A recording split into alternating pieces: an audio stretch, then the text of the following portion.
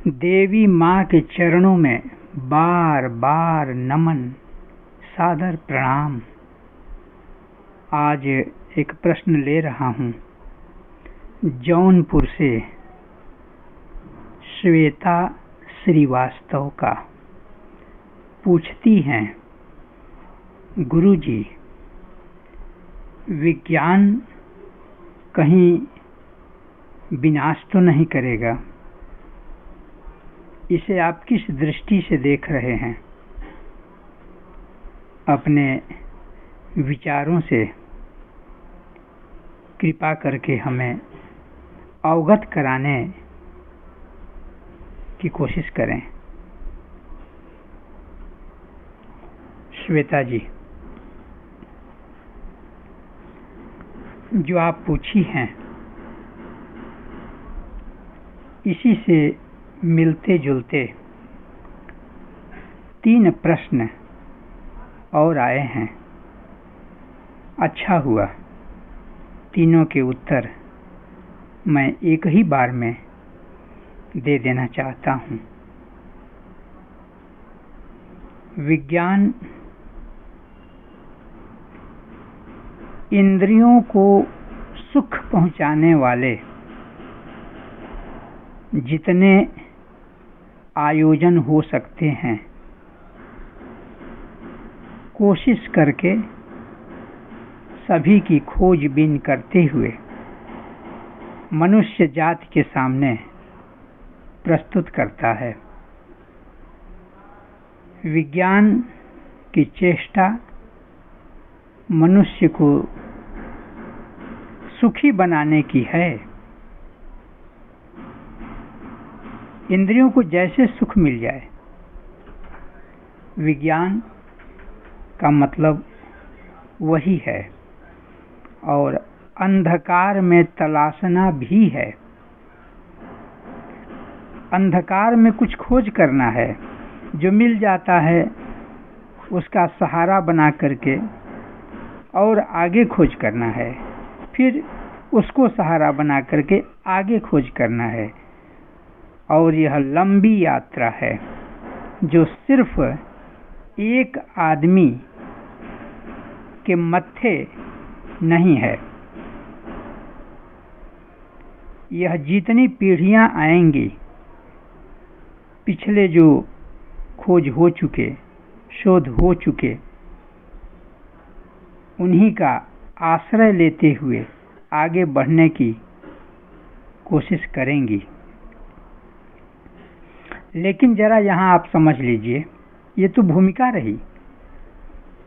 इंद्रियों से जो सुख मिलता है वह स्थायी नहीं होता,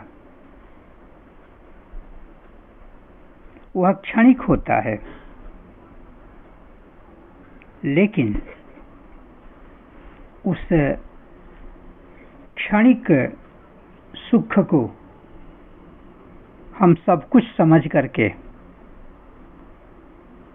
काम करते रहेंगे, आगे बढ़ते रहेंगे, तो इसका परिणाम दुखद होगा। क्योंकि जो सुख की मांग करता है वह मन है, और मन इंद्रियों का सहारा लेता है, और इंद्रियां बदलती, अपने रूप को बदलती रहती। छोटा बच्चा है, उसका शरीर देखिए, युवावस्था में देखिए, वृद्धावस्था में देखिए। इसलिए मन जहाँ भी है वहाँ मांगने की आदत पड़ी रहेगी। मन को संतुष्ट आप कितना भी करें, मन संतुष्ट नहीं होता है। इसका काम ही है मांगते रहना। जो भी सामने आएगा कुछ दिनों के बाद उससे उबन पैदा होगी, फिर नया चाहिए, फिर वह भी कुछ दिन रहेगा, उससे उबन पैदा होगी, फिर और नया चाहिए। और विज्ञान मन के बाहर नहीं जाता, मन के भीतर ही रहता है। इसलिए विज्ञान सतत सुख नहीं दे सकता, शाश्वत सुख नहीं दे सकता, क्योंकि इसका आधार इंद्रियां ही हैं और आत्मा या आत्म सुख इससे परे है। विज्ञान खोजते खोजते विनाश की ओर भी चला जाता है। आप देख भी रही हैं, जो आविष्कार होते जा रहे हैं, वे आविष्कार कुछ ऐसे हैं जो सुखद हैं और कुछ ऐसे हैं जो विनाशकारी भी हैं। एक बात और है, जो भी विज्ञान सुविधाओं को सामने रखा है, किसके हाथों में? अगर कोई अच्छी चीज है, गलत हाथ में पड़ जाए तो दुरुपयोग होता है। आज वही हो रहा है। आप देख भी रही हैं कि सुख सुविधाएं किसको मिल रही हैं? क्या सज्जन व्यक्ति को मिल रही हैं? क्या न्याय प्रिय व्यक्ति को, कर्मनिष्ठ व्यक्ति को मिल रही हैं? अहिंसक को मिल रही हैं? यहाँ तो लूट मची है। विज्ञान सुख के साधन जुटाता है और लूटने वाले पैसे के बल पर पहले लूट लेते हैं। गरीब को कहाँ सब मिल पाता है? एक बात है जो मुझे लगता है वो मैं कह रहा हूं। मैं अपनी बातों से किसी की आत्मा को ठेस नहीं पहुंचाना चाहता और मेरा उद्देश्य भी नहीं है। मैं तो सर्व मंगल की कामना करता हूं, लेकिन जो मुझे प्रतीत हो रहा है उसका उद्घाटन कर रहा हूं। इसलिए कृपया मुझे गलत न समझा जाए। मुझे तो ऐसा लगता है कि जो परम ऊर्जा है, जो परम शक्ति है, जो ब्रह्मांड संचालिका है, विज्ञान का रूप पकड़ करके और विनाश करना चाहती है। विज्ञान तो एक बहाना है, करती तो वो है। तो अगर उसको विनाश लीला करनी होती है तो किसी न किसी बहाने वही कर देती है। तो मुझे तो ये लग रहा है कि विज्ञान में ही वो प्रवेश की है और महाविनाश कराने के लिए आतुर है। क्यों है, कैसे है, कब है, ये मुझे मालूम नहीं, क्योंकि ये खेल उसका है।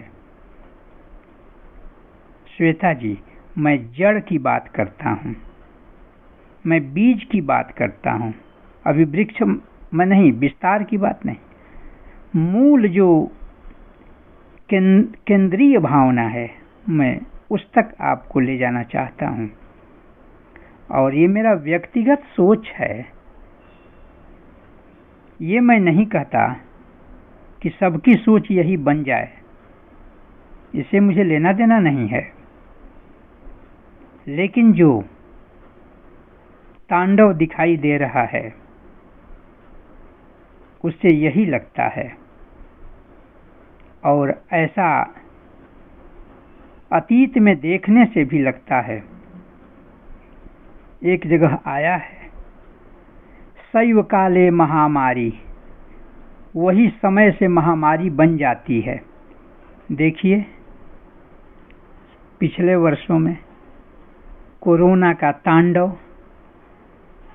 और दुनिया तबाह हो गई। कितने लोग मारे गए कोरोना से।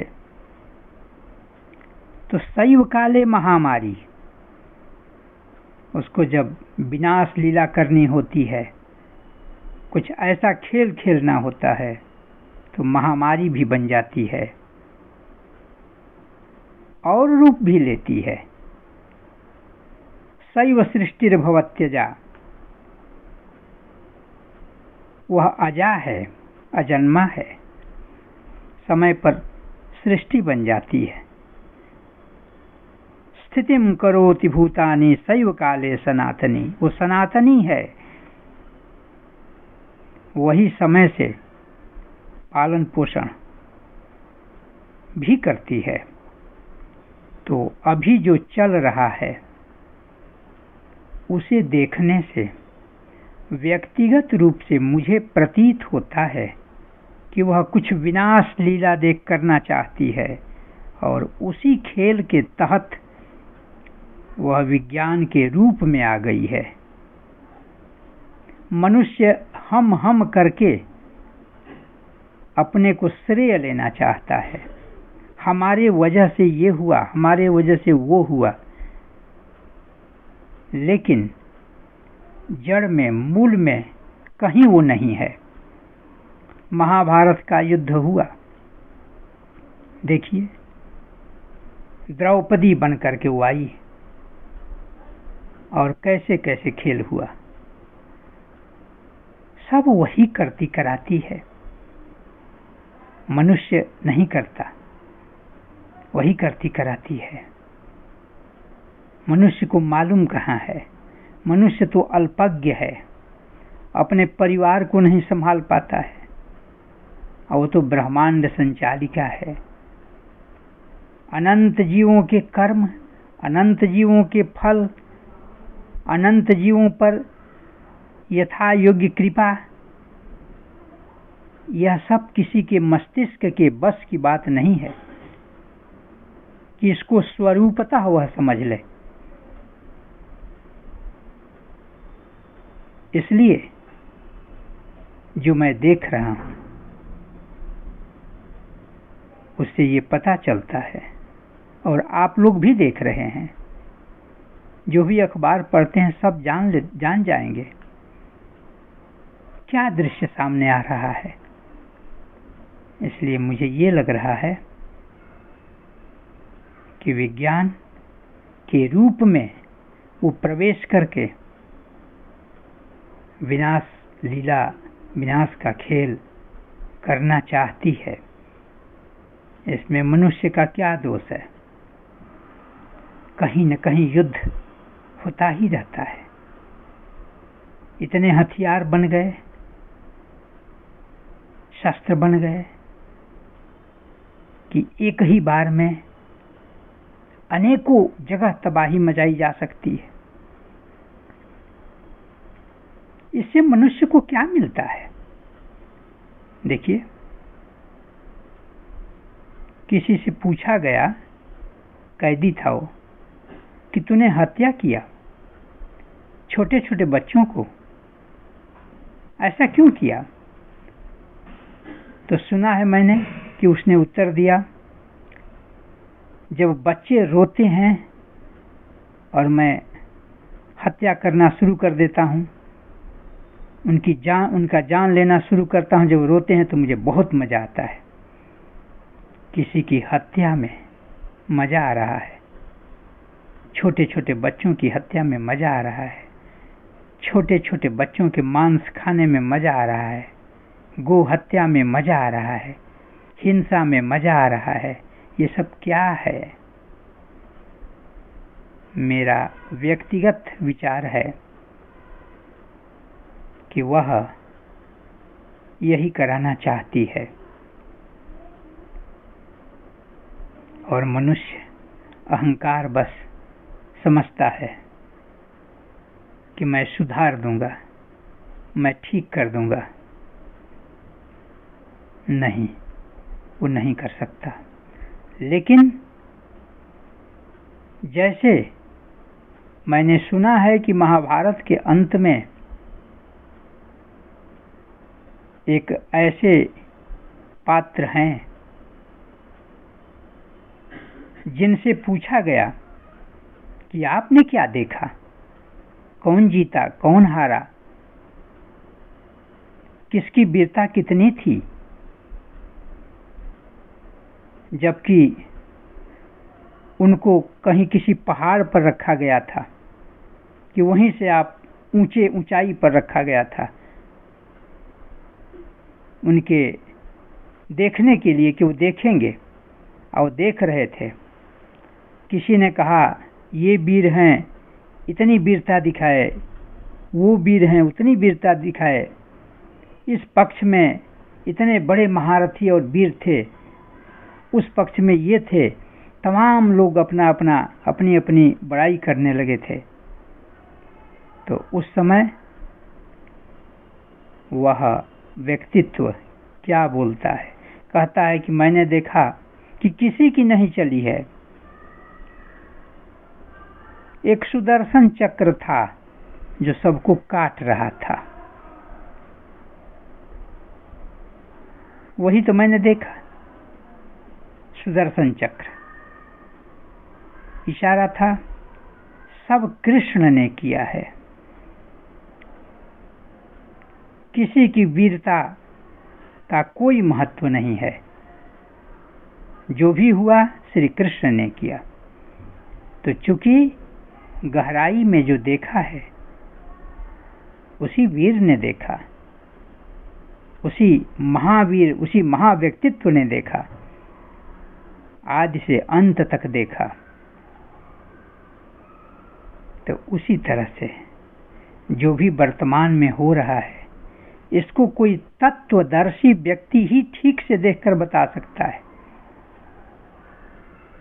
कि क्या चल रहा है, और उस महाप्रभु की या महादेवी की क्या मनसा है, इस खेल के पीछे उसका राज क्या है, वो चाहती क्या है या वो चाहता क्या है।